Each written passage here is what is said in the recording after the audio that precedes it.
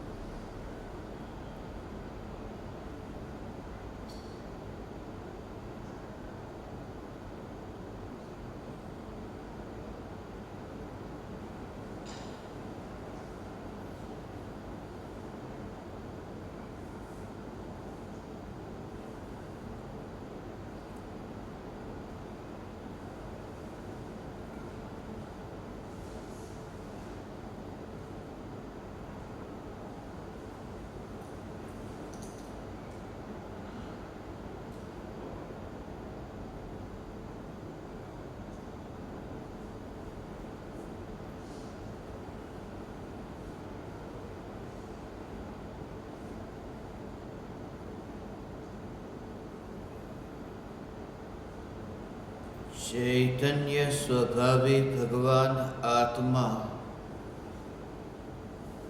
अनादि अनंत शुद्ध चैतन्य मात्र है, ज्ञान मात्र है। मैं शुद्ध चैतन्य मात्र, ज्ञान मात्र भगवान आत्मा हूँ। प्रति समय यह जागृति बनी रहे, इस जागृति का नाम धर्म है। देह की प्रत्येक क्रिया के काल में और विकल्पों के बहते प्रवाह के काल में ज्ञानी को प्रति समय यह जागृति रहते हैं कि मैं चैतन्य तत्व इस देह की किसी भी क्रिया में और विकल्पों के बहते प्रवाह में कहीं भी मिला नहीं हूँ। ऐसा शुद्ध चैतन्य तत्व मैं हूँ। प्रति समय स्वयं की शुद्ध चैतन्य सत्ता का बोध आत्म जागृति ही धर्म है। चैतन्य तत्व के स्व संवेदन प्रत्यक्ष निर्विकल्प अनुभूति होते ही देह होने पर भी देहातीत दशा प्रकट होती है। इतना ही नहीं, विकल्प होने पर भी विकल्पातीत दशा प्रकट होती है। चैतन्य तत्व के निर्विकल्प अनुभूति होते ही आत्मा में अतीन्द्रिय आनंद का सागर उछलता है। फिर भी ज्ञानी की दृष्टि उस अतीन्द्रिय आनंद के सागर की ओर भी नहीं जाती और दृष्टि चैतन्य तत्व पर ही टिकी रहती है। यह चैतन्य तत्व ही मैं हूँ। चैतन्य तत्व के निर्विकल्प अनुभूति होते ही ज्ञान दीपक प्रज्वलित होता है। ज्ञान दीपक प्रज्वलित होते ही ऐसे यथार्थ श्रद्धा होती है कि मैं त्रिकाल प्रज्वलित ज्ञान दीपक हूँ। चैतन्य ज्योति की सत्ता के अतिरिक्त देह रूपी मिट्टी और रागादि विकारी भाव रूपी धुएं में कहीं भी फैला नहीं हूँ। ज्ञान दीपक प्रज्वलित होते ही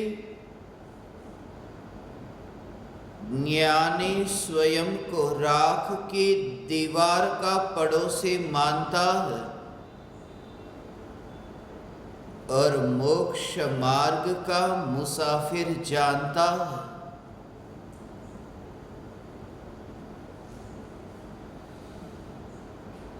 ज्ञान दीपक प्रज्वलित होते ही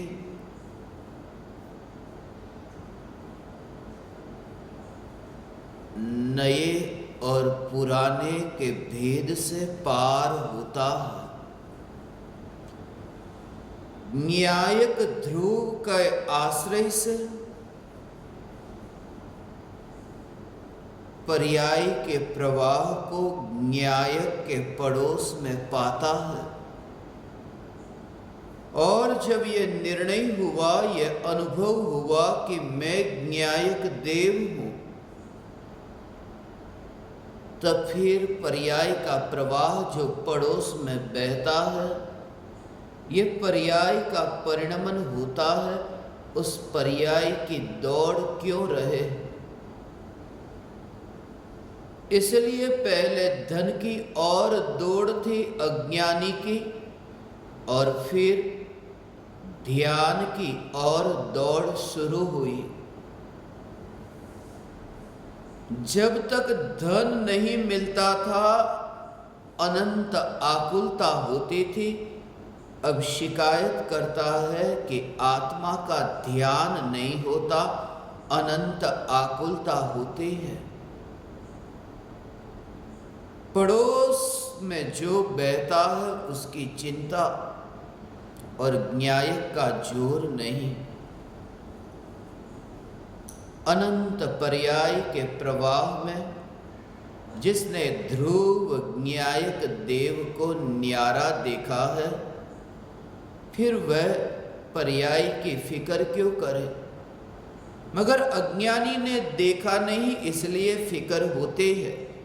फिर भी अज्ञानी तत्व विचार से गुरु की इस पुकार को सुनकर,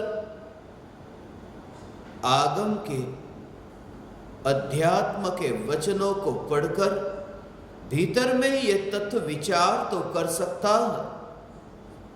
ये हर समय अनुभव में आने वाला कि पल पल पलटते हैं ये परमात्मा के परिणाम। मगर परिणाम को जानने वाला भी जो है, वह भी तो एक परिणाम है। आज तक परिणाम से परिणाम को जानने का प्रयास किया, मगर परिणाम से न्यायिक को न जाना। न्यायिक को जानने का कार्य भी परिणाम में होगा, भाव में होगा, पर्याय में होगा। मगर पर्याय में पर्याय को ही जाना, पर्याय में द्रव्य को न जाना, ये अहोभाव न आया। और अहोभाव के बिना न्यायिक की अनुभूति संभव नहीं। इतना अहोभाव आए कि जहां जगत का कोई भी परद्रव्य उसकी चिंता न हो, उसका विकल्प न हो। मनुष्य जीवन की अनित्यता की असारता के बोध के बल पर न्यायिक का लक्ष्य क्षणभंगुरता के बोध से त्रिकाल न्यायिक की ऐसी पकड़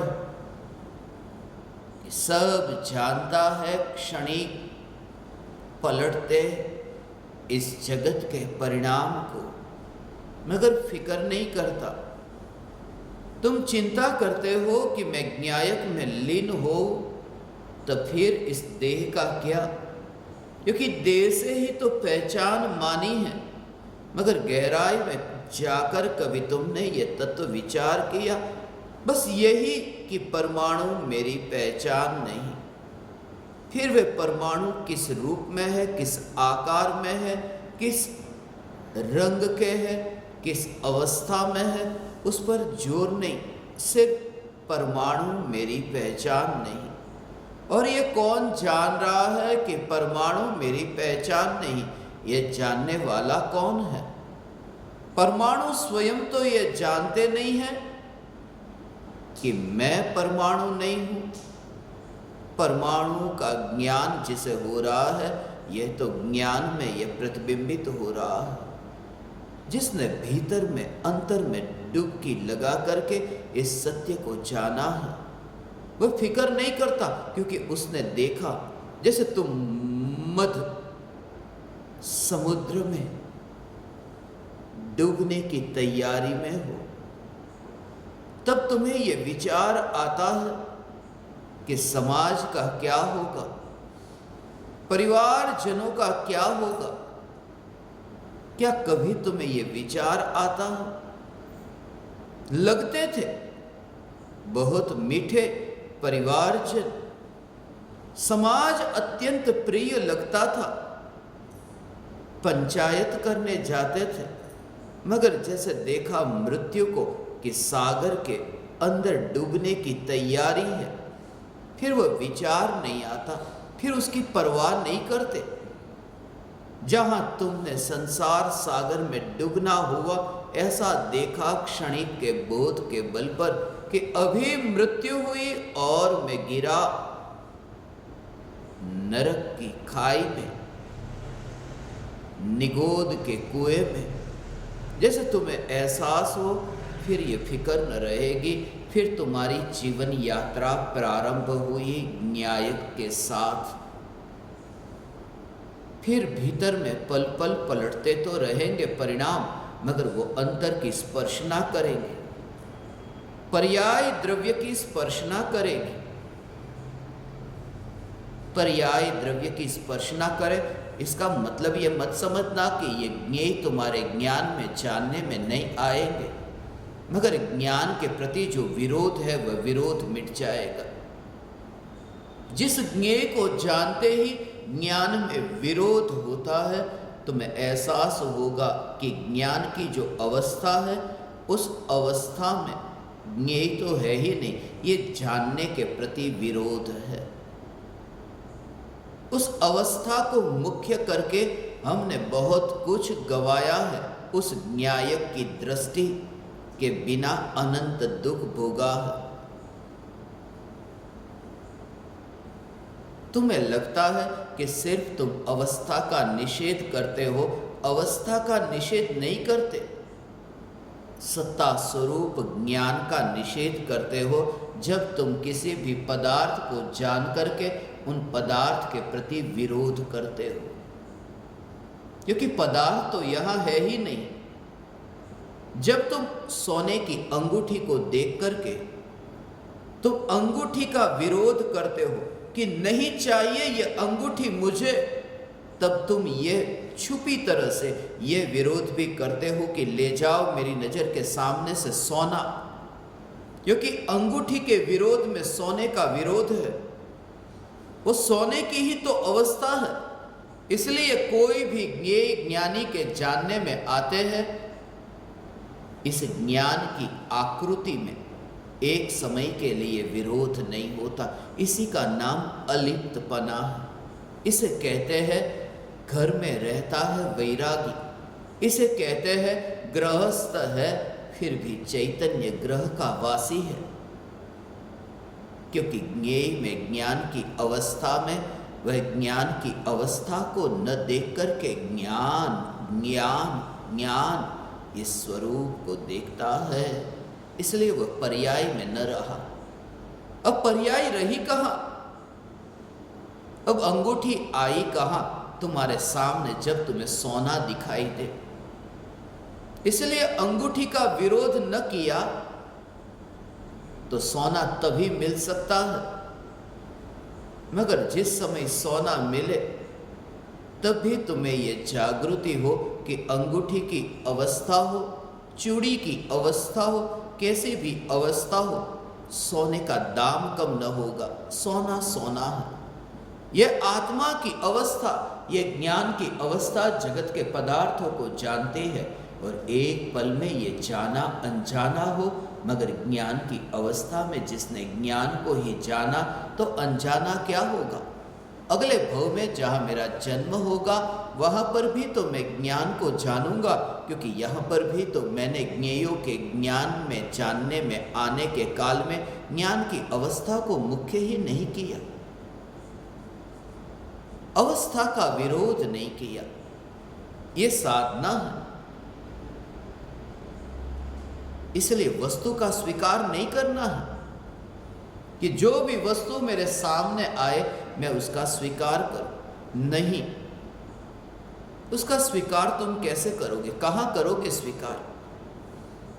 मेहमान जो तुम्हारे घर पर आते हैं तो मेहमान का स्वीकार करो, मगर मेहमान घर में आते हैं ना, मगर ये जगत के पदार्थ मेरे आत्मा में आते ही नहीं तो मैं स्वीकार कैसे करूं?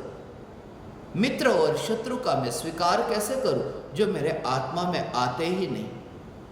सिर्फ इतना हो सकता है कि मित्र और शत्रु ज्ञान में जानने में आए तब उस ज्ञान की अवस्था का स्वीकार हो, ये मान करके कि वो अवस्था में ज्ञान ही तो है और क्या है। और अवस्था में ज्ञान कहना ये भी एक भेद से आनंद खंडित हो जाता है।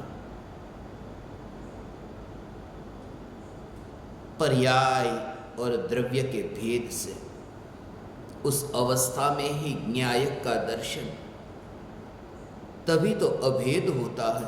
पर्याय द्रव्य में अभेद होती है, उसका भाव क्या? उसका भाव यही है कि पर्याय में न्यायक का दर्शन हुआ तब पर्याय में न्यायक का दर्शन हुआ।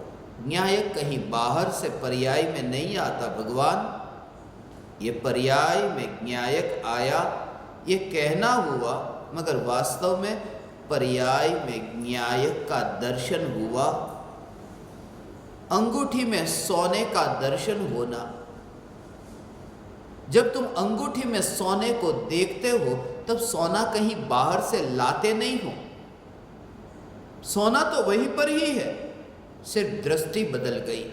इसलिए न्यायक को, भगवान आत्मा को जानने के लिए भगवान आत्मा को कहीं बाहर से उठा करके पर्याय में लाना नहीं है, सिर्फ ज्ञान के परिणमन में वो जो विशेष आकार तैयार हो रहा है प्रति समय, उसमें ही स्वरूप को देखना है, ज्ञान को देखना है। ये ज्ञान का दर्शन,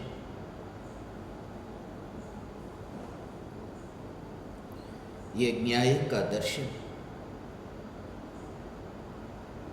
और फिर ये मर्यादित ज्ञेय नहीं, ये जो तुम्हें अभी जानने में आते हैं फिर वे जानने में न आए, नहीं जानने में आते हैं वे जानने में आ जाए। जो भी पदार्थ फिर भी एक समय के लिए अचलित नहीं होते हैं ज्ञानी। इसलिए तुमने कभी ये विचार किया कि त्रिकाली ध्रुव न्यायक का ध्यान है? जो भी भूतकाल में जाना था शास्त्रों के माध्यम से वह ज्ञान में तो है, मगर ध्यान में त्रिकाली ध्रुव है। शास्त्रों के शब्द, सदगुरु के नाम, 24 तीर्थंकरों के नाम, ये सब जानता तो है, मगर ध्यान न्यायक, एकमात्र न्यायक का। और इस ध्यान से जब लोकालोक ज्ञान में जानने में आए,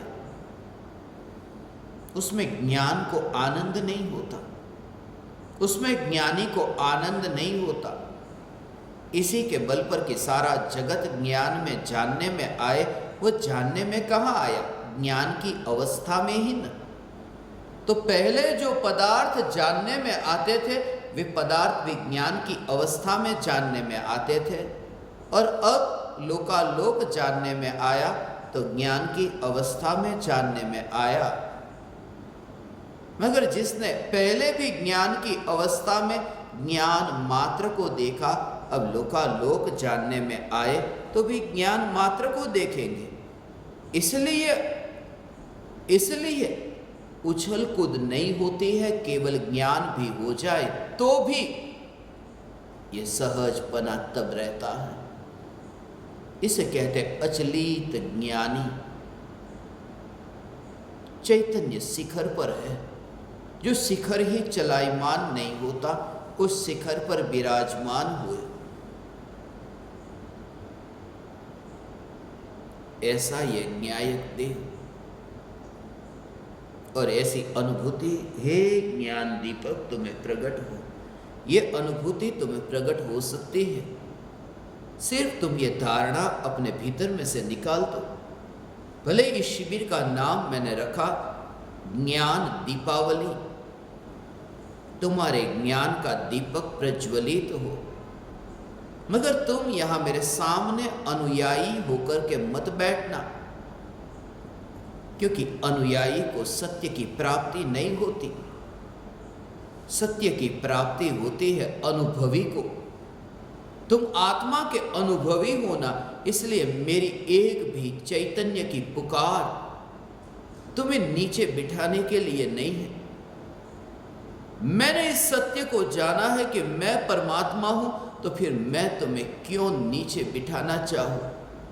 मेरे भीतर में भी तुम्हारे प्रति जो अत्यंत करुणा का भाव बहता है, वो इसी कारण से कि हे चैतन्य परमात्मा, तुम संसार के क्षणिक के बोझ से भर जाओ। मत फिक्र करो ये जो अभी जानने में आते हैं ऐसे ये क्षण भंगुर रिश्तों की।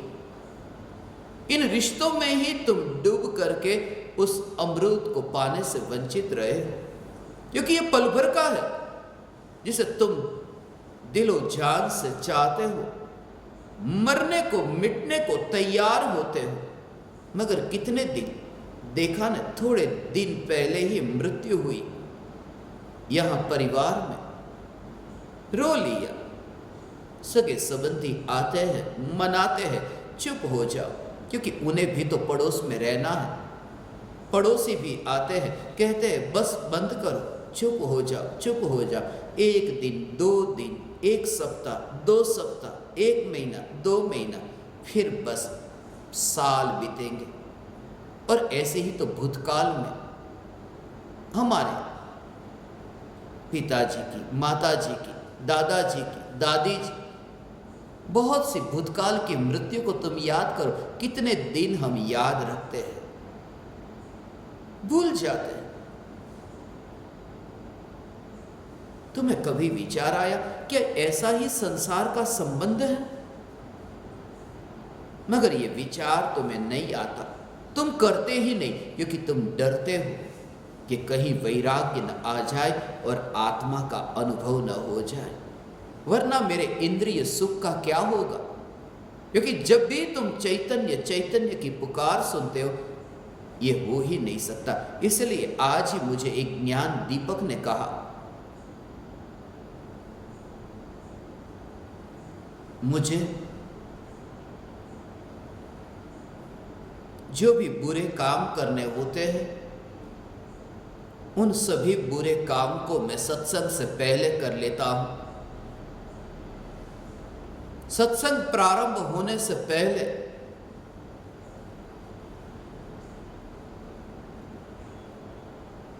पत्नी की पिटाई करनी हो, बच्चों को धमकाना हो, सत्संग के पहले ही करता हूं। क्योंकि आज तक मैंने जितने सत्संग सुने, सत्संग तो समाप्त हो जाते हैं, मगर सत्संग के बाद में वो विचार बार बार चलता रहता है कि उस तल पर, उस नीची उस अवस्था तक मैं जा ही नहीं सकता जहां ये ऐसे तीव्र विकार के भाव उत्पन्न होते हैं। मैं ये तुमसे कहता हूं कि चैतन्य तत्व की पुकार सुनकर विचार से यदि तुम्हारे भीतर में यदि ऐसी स्थिति होती है तो तुम विचार करो, अनुभूति को उपलब्ध ज्ञानी के वह शुभ परिणाम कैसे होंगे, शुभ भाव कैसे होंगे, मुनिराज के वे शुभ भाव कैसे होंगे। कल रात्रि में ही मुझे ये विचार चल रहा था, कल रात्रि का दिन था, भावलिंगी मुनिराज अब विदा हो गए। ऐसा ही मुझे रात पर विचार चला, भावलिंगी मुनि विदा हो रहे, भावलिंगी मुनि नहीं। बात तो सिर्फ इतनी थी कि पुरानी साल 76 की साल ये जा रही थी। मुझे 7वां और 6ठे गुणस्थान में झूलने वाले मुनिराज कल रात को स्मरण में आ रहे थे। 76 से यही स्मरण में आ रहा था। कैसे होंगे मुनि के परिणाम कि आत्मा के ध्यान में लीन होकर हे ज्ञान दीपक, फिर वह शुभ भाव भी पड़ोस में बहता है।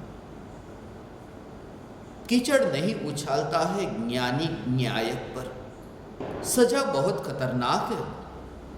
एक सम्राट साफ सुथरे कपड़े पहन करके निकले और तुम उस सम्राट पर कीचड़ उछालो, कितना बड़ा अपराध है। तुम सम्राट पर कीचड़ मत उछालना, वरना कारावास होगा, कारागृह की सजा भुगतनी पड़ेगी, हो सकता है मृत्यु दंड हो। सम्राट का अपमान है सम्राट पर कीचड़ उछालना। और तुमने कभी सम्राट पर कीचड़ उछाला है? सम्राट पर नहीं, सम्राटों के सम्राट पर। ये न्यायक देव, ये महासम्राट, उस न्यायक पर तुमने कीचड़ उछाला है। कैसे?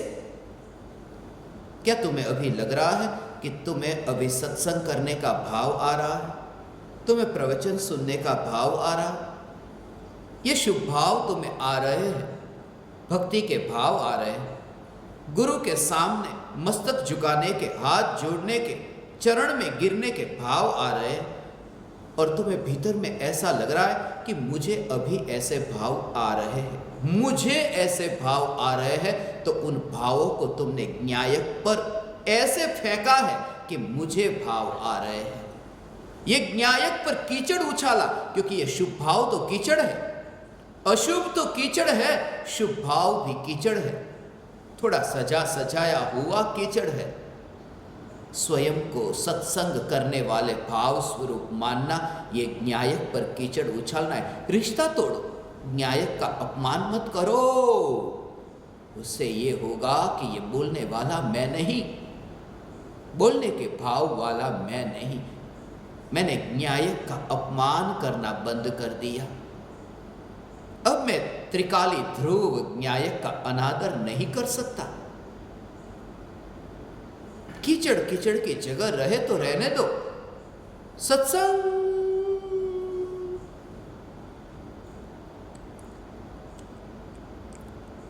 सत्संग के परिणाम यदि आते हैं तो आने दो, मगर न्यायक पर उछालो मत।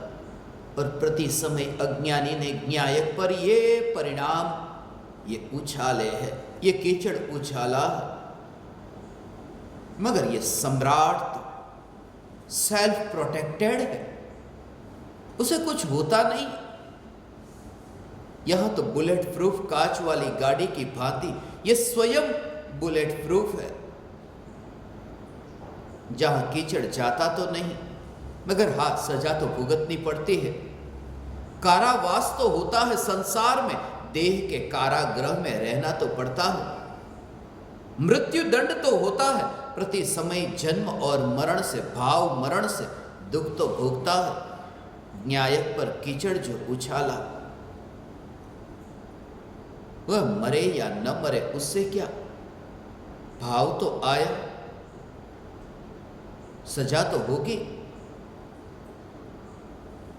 सम्राट को मारने का भाव आया, सम्राट छोड़ेगा नहीं। सम्राट मरे या न मरे,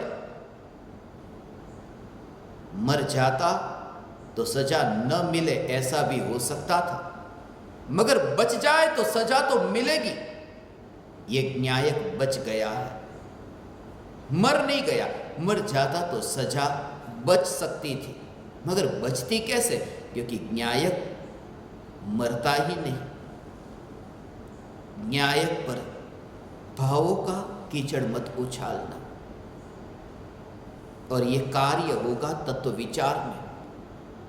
श्रद्धा ये स्वीकार न कर सकेगी, तुम्हारी मान्यता इस बात को स्वीकारने को तैयार न होगी कि ये भाव न्यायक में। तुम ये देखोगे कि ये भाव न्यायक में है ही नहीं। क्यों? क्योंकि इन भावों में तुम्हें दुख का एहसास होगा, इन भावों में तुम्हें आना और जाना ऐसा तुम्हें प्रवाह दिखेगा। ये भाव तुम्हें स्वयं ही मेहमान दिखेंगे, और ये मेहमान भी ऐसे हैं, बिन बुलाए मेहमान। पता नहीं, अतिथि है। कल कौन से अतिथि मेरे द्वार पर आए मुझे नहीं पता। कल तो दूर, अगले समय का पता नहीं। अगले समय कौन सा भाव आत्मा में उत्पन्न होगा पता नहीं, मगर जो आता है वह जाता है। पर्याय में जो उत्पन्न होता है उसका व्यय होता है, मगर उत्पाद और व्यय का ज्ञान जब हो, वह ज्ञान भी ध्रुव के लक्ष्य से होता है, वह ज्ञानी है। फिर से मैं दोहरा दूं कि पर्याय में जो उत्पाद और व्यय होता है, वो उत्पाद और व्यय का ज्ञान ज्ञानी को होता है, मगर जो उत्पाद और व्यय का ज्ञान होता है ना, उस ज्ञान में भी लक्ष्य ध्रुव का है। जो तुम्हें भाव आया ना कि मैं ये प्रवचन सुनूं, और प्रवचन सुन करके अब मैं जाऊं, अब मैं विश्राम करूं, ये परिणाम जो तुम्हें आए, ये परिणाम तुम्हें जानने में आएंगे। परिणामों का ज्ञान तो होगा, मगर परिणामों के ज्ञान में भी लक्ष्य जो है, वो लक्ष्य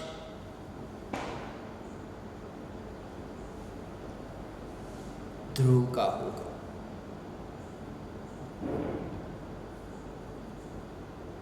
और उसे तुम आंखों से नहीं देखते, ये परिणाम तुम्हें अभी अनुभव में आते हैं।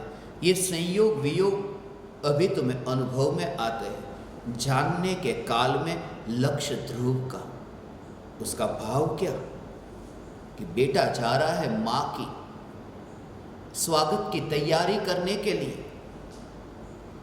आकाश में से नीचे उतरने वाली है, विमान से नीचे उतरने वाली है मां, और बेटा जाता है एयरपोर्ट की ओर।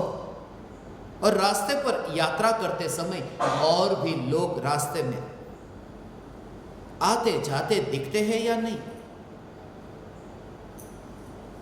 लोगों को आता जाता देखता है, खिड़की बंद नहीं कर लेता। खिड़की खुली है कार की, गाड़ी की खिड़की से सब कुछ देखता है। उसे मैं कहता हूं आते जाते का ज्ञान तो होता है, उत्पाद और व्यय का ज्ञान तो होता है, मगर उस ज्ञान में भी लक्ष्य ध्रुव का, वो भीतर में जो आनंदित हो रहा है, वो मां के लक्ष्य से। ये लोग आते जाते हैं उसके लक्ष्य से नहीं, उसका ज्ञान भले होता हो। ये ज्ञानी की साधना। पर्याय में परिणाम जो होते हैं, ये परिणाम आते जाते मुसाफिर, ये परिणामों का ज्ञान होता है। उस ज्ञान में लक्ष्य ध्रुव का होता है, और वही आनंद का कारण होता है। ये आनंद का कारण।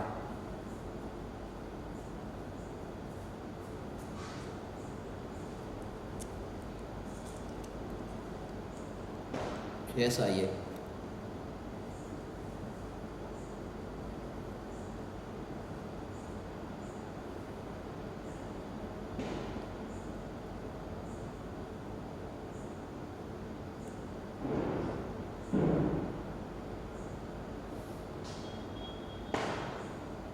इसलिए ये न्याय न्याय न्याय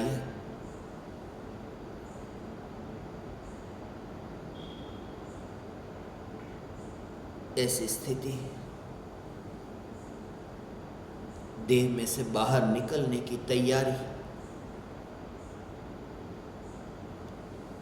गुड़ का टुकड़ा एक थाली में से दूसरी थाली में जाता हो, मगर कोई विकल्प नहीं, कोई नजर नहीं थाली पर, और मिठास स्वरूप उस स्वरूप का ही बस होना। हे ज्ञान दीपक, तुम्हें ऐसी जागृति भीतर में प्रकट हो। मृत्यु तो होगी, थाली तो बदलेगी, गुड़ एक थाली में से दूसरी थाली में तो जाएगा, उसे तुम रोक न सकोगे, मगर ये जागृति रह सकती है कि गुड़ थाली में था ही नहीं तो थाली में से गया कैसे? चिपका थोड़ी था, एक में मिला थोड़ी था। बस तुम ऐसे ही न्याय को न्यारा देखो, परमात्मा को ऐसे ही, इस चैतन्य परमात्मा को तुम न्यारा देखो।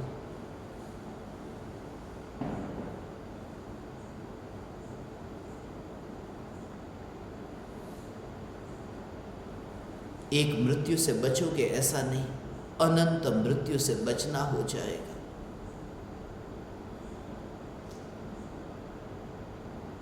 एक मृत्यु तुम्हें सम्राट से सजा मिलने वाली, मृत्यु दंड मिलने वाला, और सम्राट तुम्हें माफ कर दे, कैसा लगे? अरे जीवन मिल गया।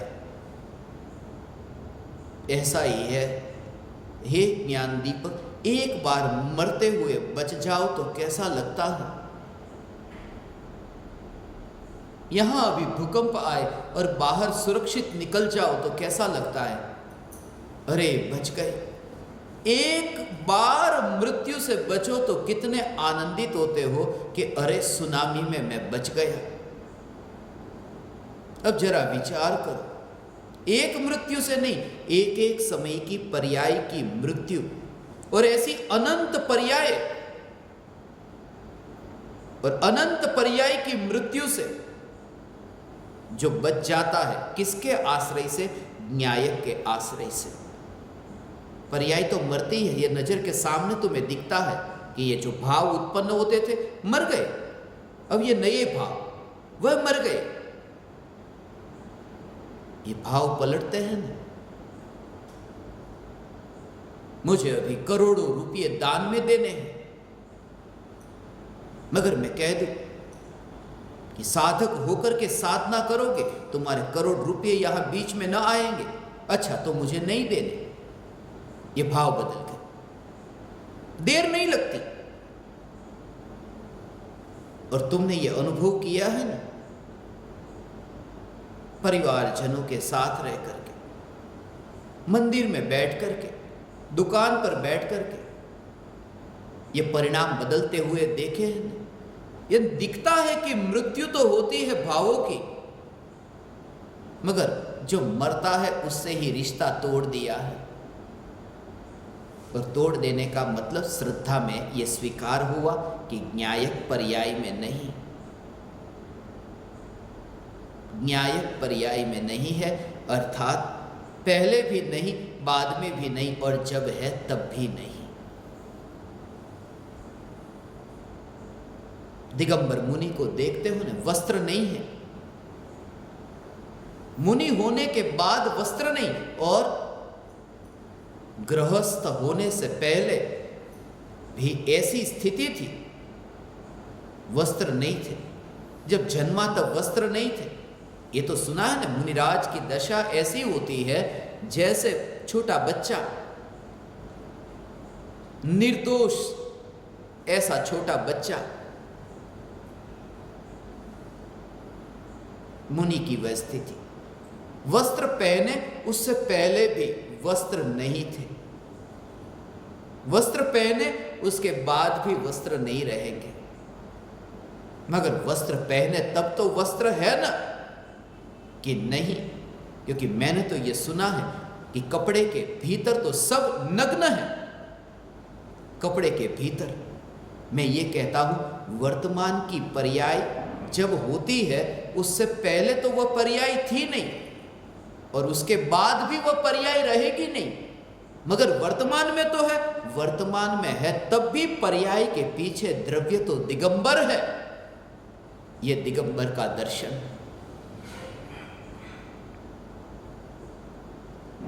ये दिगंबर चैतन्य परमात्मा का दर्शन। हे ज्ञान दीपक, बहुत भटके बाहर में, अब भटको मत। और जब मैं कहूं भटको मत तब तुम पर्याय के पीछे भागो मत।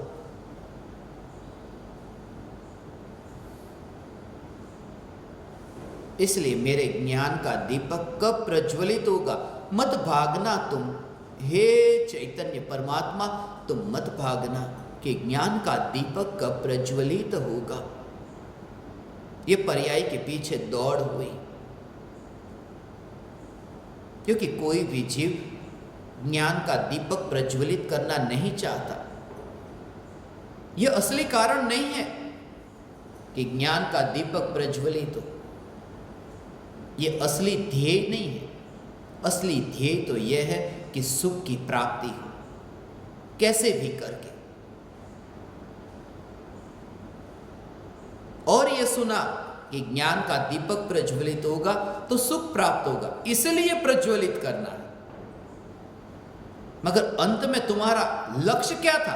लक्ष्य तो सुख था ना। और जब सुना कि द्रव्य तो स्वयं सुख स्वरूप है, फिर वो प्रज्वलित करने की ये पर्याय की दौड़ भी मिट जाएगी और तब पाओगे कि ज्ञायक निर्विकल्प अनुभूति में, अनुभव में आया, वहां कोई दूसरा न रहा। इसलिए क्योंकि वहां मन न रहा। मन न रहा, इसका भाव बहुत सूक्ष्म है। मन न रहा क्योंकि मन का स्वभाव है सब्स्टिट्यूट खोजना, वह परिपूरक की खोज करता है। इसलिए तुम अपने जीवन में देखो कि आज पत्नी अपने घर पर नहीं है, पति को चैन नहीं, टीवी देखता है पूरे दिन भर, बिना पत्नी का कोई न कोई और चाहिए। एक नहीं है तो दूसरा चाहिए। यह मन का स्वभाव है। मन हमेशा किसी और को ढूंढ लेता है, एक नहीं तो कोई दूसरा।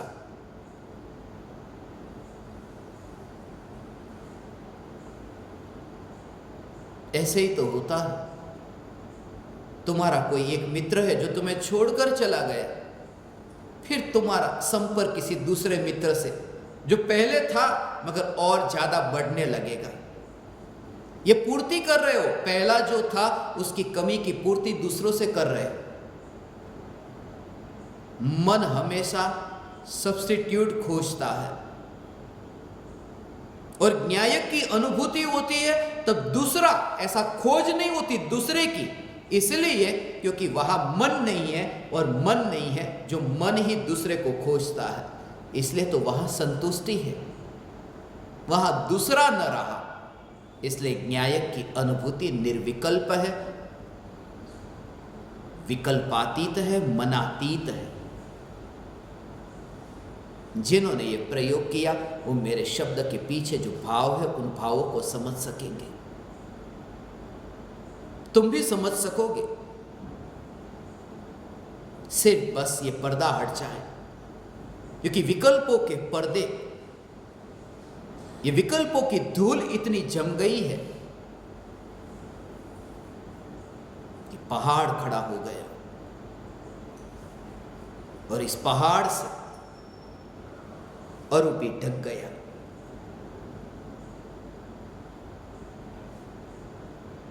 हे ज्ञान दीपक, एक समय की पर्याय में जो संतुष्ट नहीं होता उसी का ज्ञान का दीपक प्रज्वलित होता है, वह ज्ञान दीपावली मनाता है।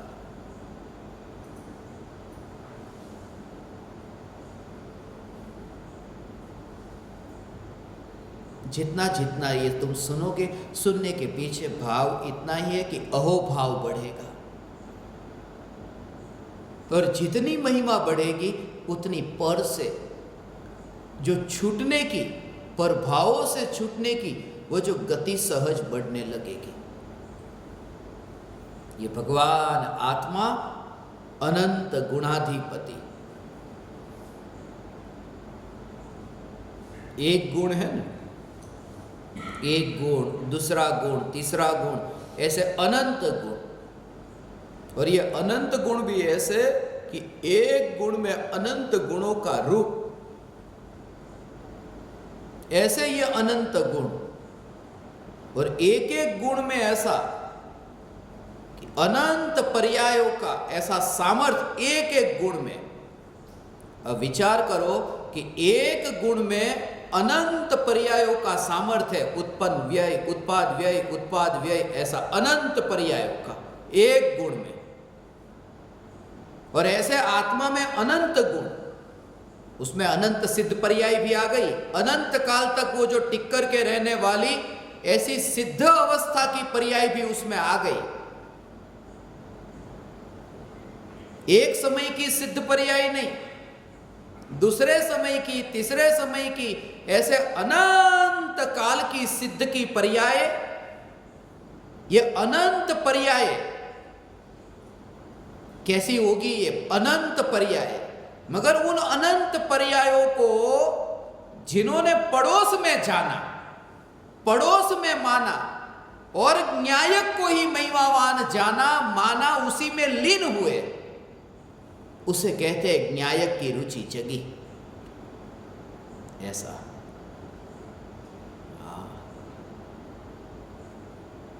ये ज्ञान दीपक, ये तो ऐसी दशा है। ये तत्व विचार करते करते करते, वो विचार करते करते वो पर्याय न्यायक के समीप आती है। हाँ, वो भूतकाल की याद बन जाएगी। बहुत बार तुम्हें ऐसा होगा, मगर वो होता है तब वो जो रस रहता है ना, वो रस तुम्हारा वही तो अंदर में डुबकी लगाने से वंचित कर देता है। वो सुनना, वो विचार करना, वो रस एक बना रहता है। जब तुम ये सत्संग सुनते हो उस समय भी पूरा सुन लो, ये तैयारी कर करके बैठे हो ना, अंदर से ऐसा बल, ऐसा निर्णय, निश्चय करके बैठे हो कि वहां से जो पुकार निकलती है, सुनने में आए या न आए, बस अपने में लीन होना है।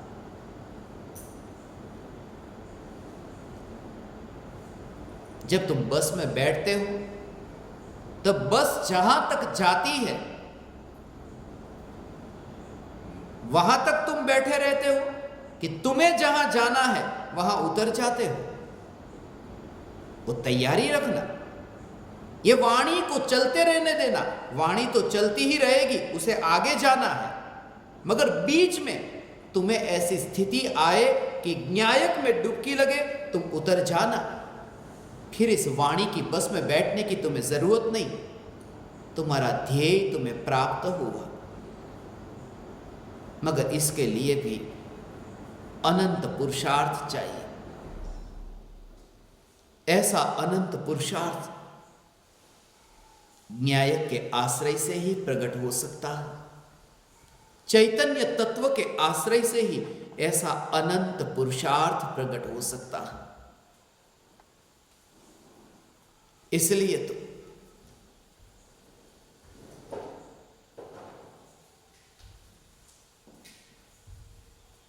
कैसी भी अवस्था हो,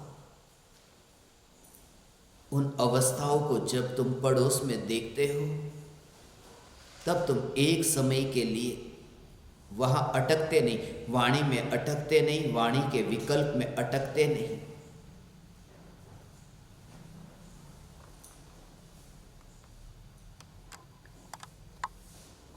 ये अटकना होगा ही नहीं।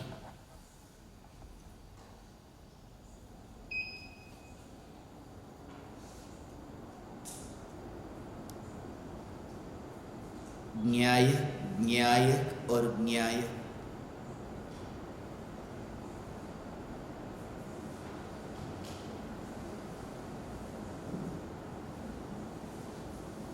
सुनते समय वो जो रस भी तुम्हें आएगा, भले सुनने का रस आए, मगर सुनने के रस में भी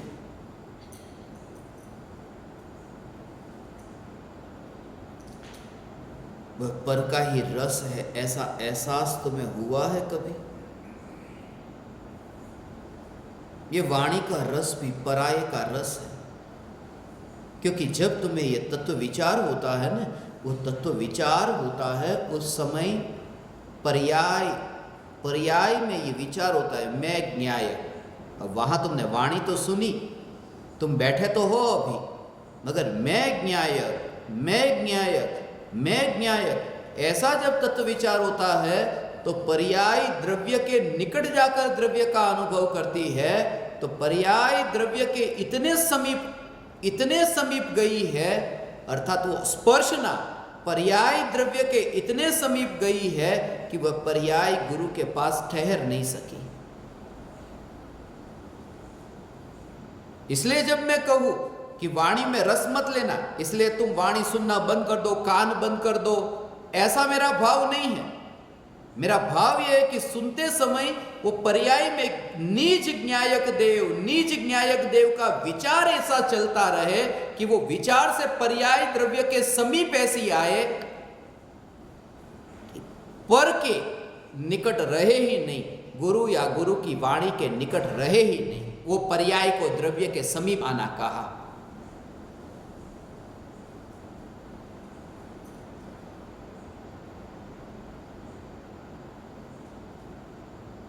तब तुम्हें अकर्ता का एहसास होगा। अकर्ता,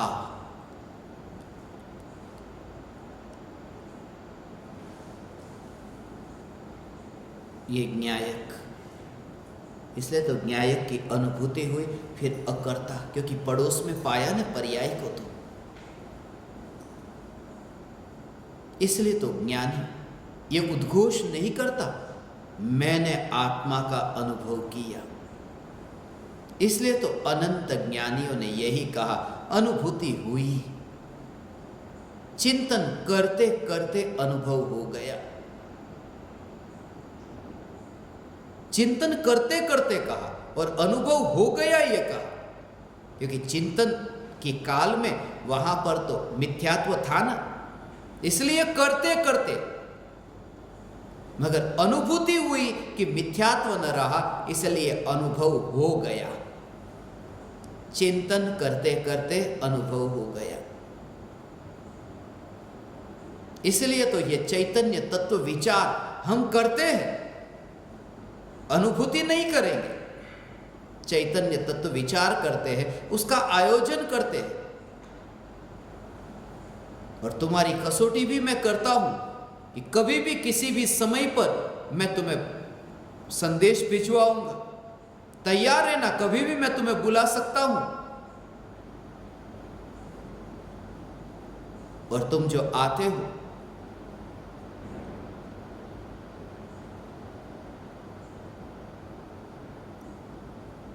मैं आनंदित हूं, मगर उतना नहीं। तुम आ जाते हो, तुम मेरे पास ठहर जाते हो, मगर तुम अपने निकट इतने आओ कि मेरे समीप रह ही न सको। यही मेरा भाव है,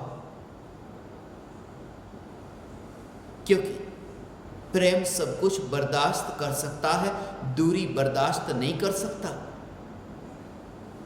और मैंने ज्ञान दीपकों को चाहा, इसलिए मैं दूरी बर्दाश्त नहीं कर सकता कि मैं सिद्धशिला पर और तुम संसार में।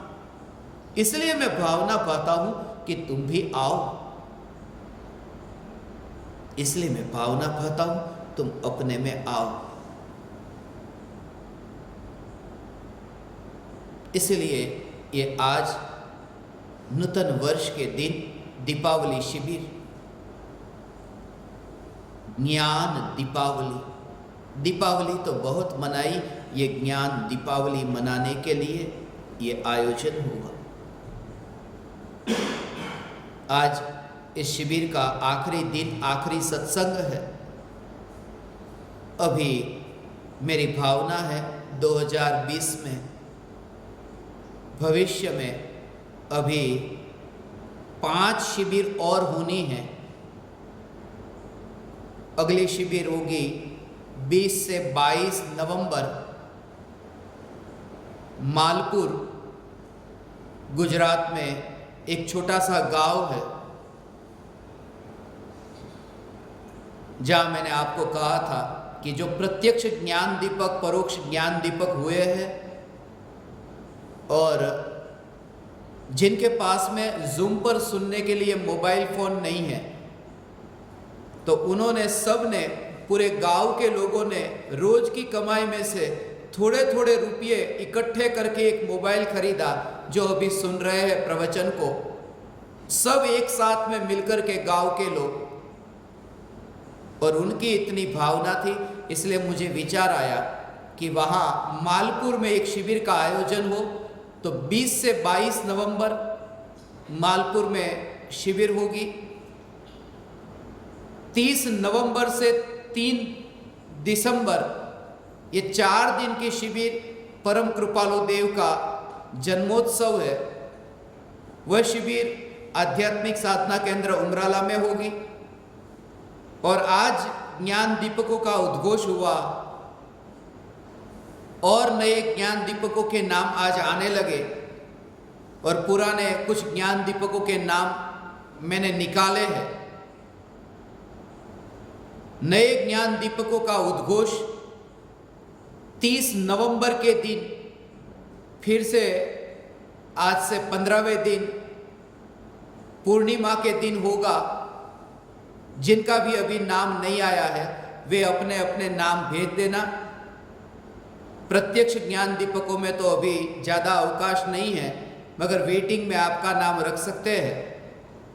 30 नवंबर को ज्ञान दीपक का उद्घोष होगा। उसके बाद जो अगले महीने में 3 शिविर होनी है, 11 से 13 दिसंबर छत्तीसगढ़ के ज्ञान दीपक परिवार की ओर से, 18 से 20 दिसंबर राजस्थान ज्ञान दीपक परिवार की ओर से, 25 से 27 दिसंबर एक दिन जो खाली था वह भी निश्चित हो चुका है। वितराग आराधना भवन भुज कच्छ में यह अंतिम शिविर होगी, और उसमें भी परम कृपालु देव के कुछ रहस्य है कच्छ की भूमि से। तो उस शिविर का 25 से 27 दिसंबर में आयोजन होगा।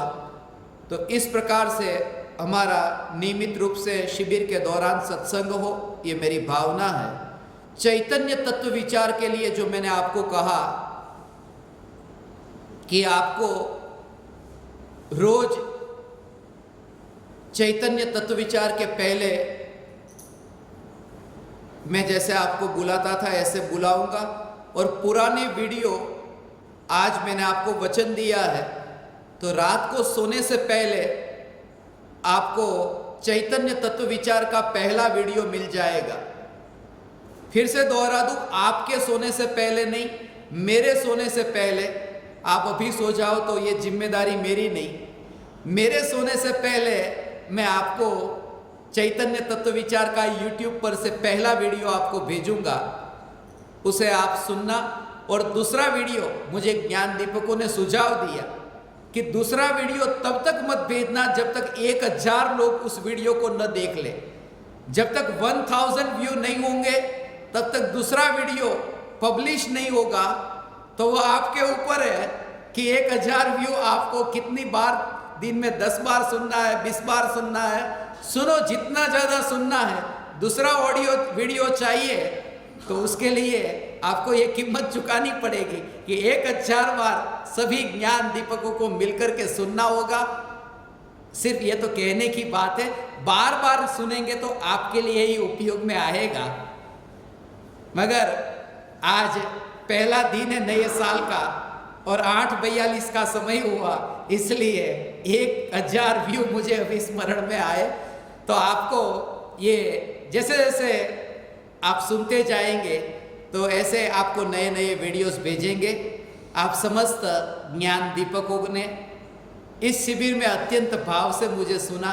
फिर से मैं आपको अभिनंदन देता हूँ, नए वर्ष की शुभकामना देता हूँ कि आपको अगला नया वर्ष शुरू हो उससे पहले आपके जीवन का नया वर्ष, नया जीवन शुरू हो, आपके ज्ञान का दीपक प्रज्वलित हो।